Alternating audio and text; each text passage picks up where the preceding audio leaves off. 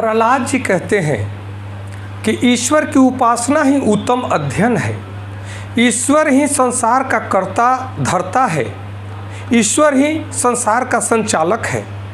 संसार के लोग इंद्रिय भोगों के पीछे भाग रहे हैं, इसीलिए वे इच्छाओं की चक्की में पीस रहे हैं। इन्हें कौन समझाए कि ईश्वर ही ईश्वर की उपासना ही उनके कल्याण का मार्ग है। ईश्वर की प्राप्ति से ही सारे पुरुषार्थों की प्राप्ति होती है। यहाँ तो सब विषयों की ओर ही भाग रहे हैं। इंद्रियों के द्वारा जो सुख दिखता है वह कर्मवश मिलता ही है। जैसे बिना प्रयत्न किए ही दुख अवश्य ही मिलता है। इसलिए सांसारिक सुखों के लिए व्यर्थ में प्रयत्न करने की कोई आवश्यकता नहीं। ईश्वर माया का स्वामी है, परंतु जीव माया का दास है। ईश्वर कर्म फलदाता है।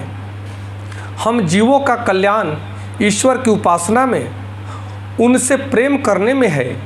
वह ईश्वर हम में, तुम में, सर्वत्र में व्याप्त है। वही जन्म देने वाले हैं, वही पालक हैं, वही प्रलय करने वाले हैं और वही जगत का स्वामी है। हम में, तुम में, खड़े खंभ में घट घट व्यापे राम।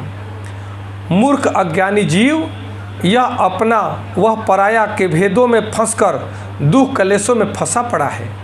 इसलिए जब ईश्वर को देखने की दृष्टि जागृत हो जाती है, जब हमें दिव्य दृष्टि प्राप्त हो जाती है, तब हम इस सांसारिक विषय वस्तुओं को भी देख लेते हैं और इससे परे जो सत्ता है, जो परमार्थिक सत्ता है, जो ईश्वरीय